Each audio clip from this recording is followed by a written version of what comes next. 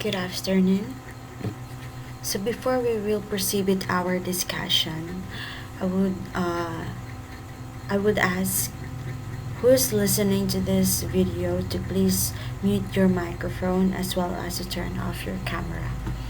Now, once done, let's move on into our discussion, which is about which is all about fundamental or basic of genre. So a bit of a recap. Again, so when we talk about genre, it means it is the type of art, literature, or music characterized by specific form, content, and style.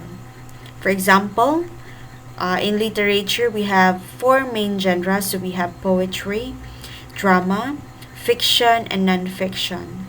So before we have discussed all of these stuffs, so I will not include this with our discussion since we've discussed it. So again, with a little bit of recap. So when we talk about genre, we are dealing here about literature, how they do the writing, the content of it, the styles of writing a piece, its form, etc. So that's it for genre. Genre is simply the category that the reader chooses to write, as well as sort of film that he or she will be able to write. The choice of genre sharply determines and limits what is possible within a story. What is possible within a story?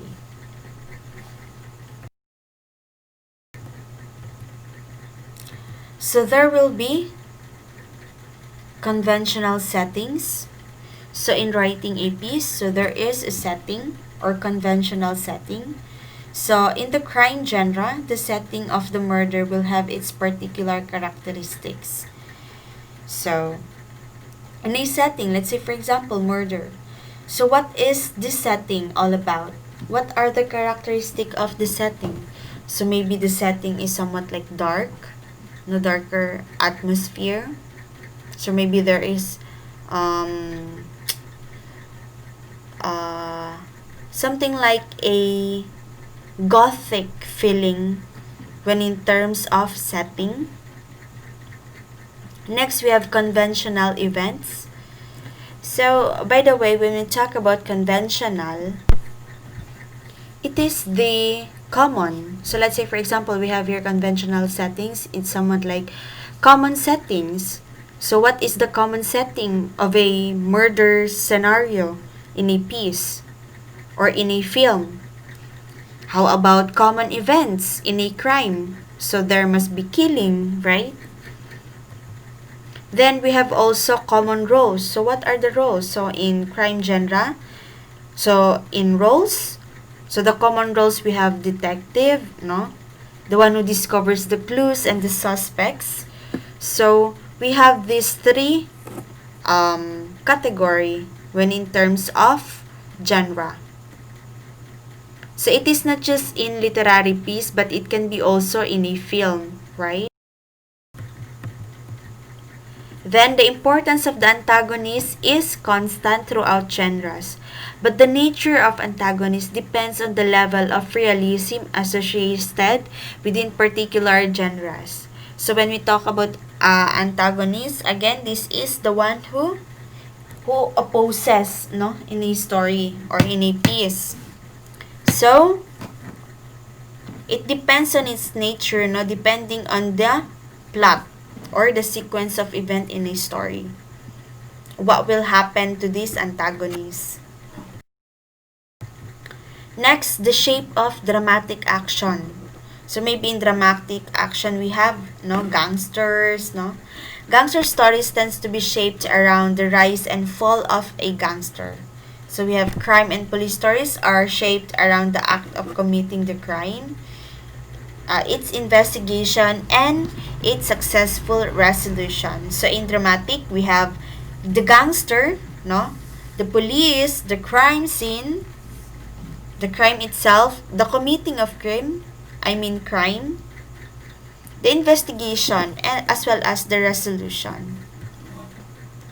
Then we have the catalytic event. So when we talk about catalytic, it causing something to happen or change.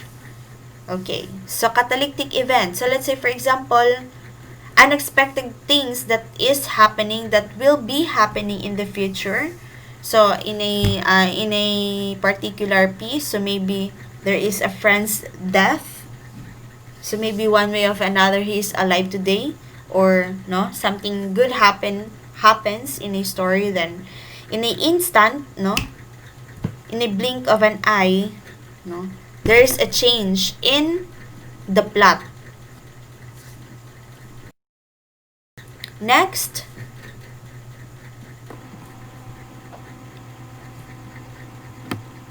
so the resolution. So dramatic action leads to the resolution, the action of solving a problem, the dispute, or controversial matter. Next, we have the narrative style. So every genre has particular narrative style, so that the audience expects and enjoys. So the style a writer uses is seen in the diction or the language used.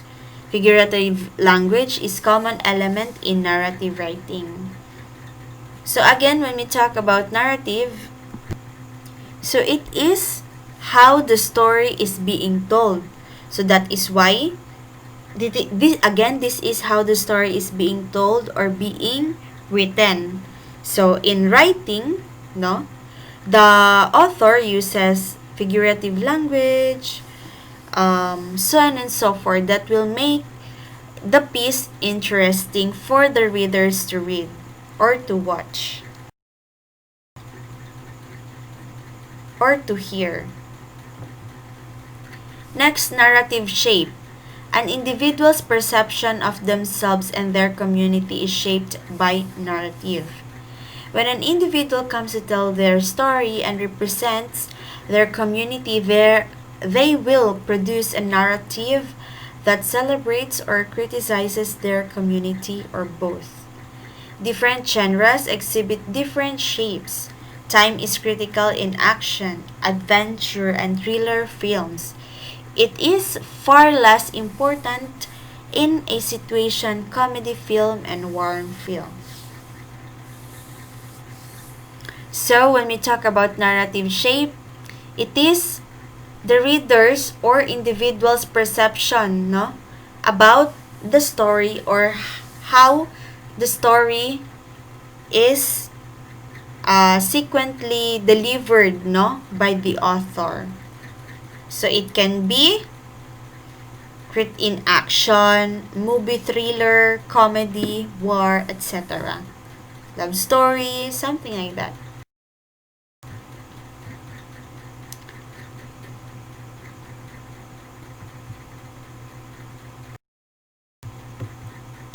So next we have the tone.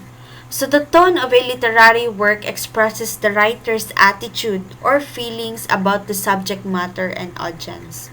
Tone can change from fantastic in adventure films and musicians to realistic in warm films and melodrama. So when we talk about melodrama, it is a sensational dramatic piece with exaggerated characters and exciting events intended to appeal to the emotions. So when we talk about the tone, it is the writer's attitude, no, on how, or the feeling that he wants to put in, or to deliver to the ones who is reading the piece that the author made. Okay, so it may be a fantastic kind of feeling, no, the adventure, the war, the drama, something like that. So when we talk about tone, so that is for tone. To successfully analyze a literature, the reader will need to remember that authors make specific choices for a particular reason, but another way to look at a literary analysis is to consider a piece of literature from one's own perspective. Okay.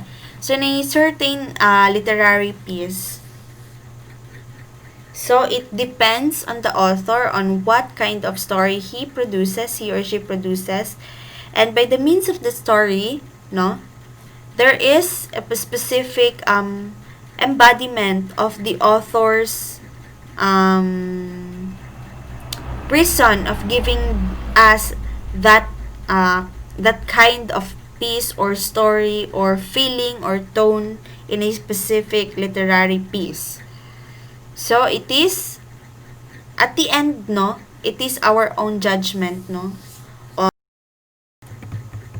So again, for allegory, it is somewhat like read between the lines or look between the lines. Connotation, this is the synonym. Then for denotation, this is a meaning that we get from the. Next, we have the diction, no? The selection of words in a literary work, the choice, the use of words, the phrases in speech or writing.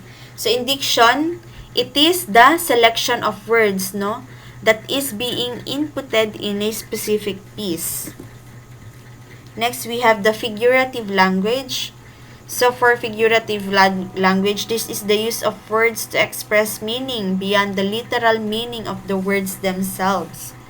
So a phrasing that goes beyond the literal meaning of words to get a message or point across. So for figurative language, so this is the words, no, that being expressed beyond the literal meaning of that specific word. So we use metaphor, simile, personification, hyperbole, and symbolism. Next, we have the imagery. So for the imagery, this is the author's attempt to create a mental picture or reference point in the mind of the reader. So in reading a piece, no, we can directly create a scenario, no, in our minds through our imagination of how the story is being flown, or how the flow of the story was being what we call this. Next, we have the meter. So it is the measure or structuring of rhythm in a poem. A unit of rhythm in poetry, the pattern of the beats. So it is also called a foot. So each foot has a certain number of syllables in it, usually 2 or 3 syllables. So the different types of meter is which syllables are accented and which are not. So aside from those, we have also the meter, no, the measuring of or structuring of the rhythm of the poems. Rhythm in a poem. So we can include in there the patterns of beats, no, how it sounds like. Something like that, the how many syllables are there in a specific line or measure. Next, we have the plot. So when we talk about plot, this is the arrangement of ideas or incident that make up a story. Again, so when we talk about plot, it is the sequence of events, no, in a specific story. Next, we have the rhythm. So this is often thought as a poem's timing. Rhythm is created by the pattern of stressed and unstressed syllables in a line or verse. It can help to strengthen the meaning of words and ideas in a poem. Okay, so when we talk about rhythm, it is the unstressed and stressed syllables, no, found in a specific line or verse. So that is for rhythm. Next, we have symbolism. So when we talk about symbolism, this is when an object is meant to be a representative of something or an idea greater than the object itself. A literary device that uses symbols, be they words, people, marks, locations, or abstract ideas, to represent something beyond the literal meaning. So when we talk about symbolism, this is the object, no, meant to be a representation of something which gives value or symbol to that specific object. So we have discussed earlier the tone. So again, the tone is the writer's attitude towards or the feelings of the author towards the subject matter, no, or the story itself, of how it touches the reader. So the morals, no. So that's all for our topic for today. So I hope you've learned something about what we have discussed earlier. So if you have questions, you may ask it now or before we're going to end our discussion for today. So if you have questions, just raise your hands, no, by tapping the high five button on your screen. So if not, just message me on the chat box, no. So that's all for today. So I hope you've learned a lot.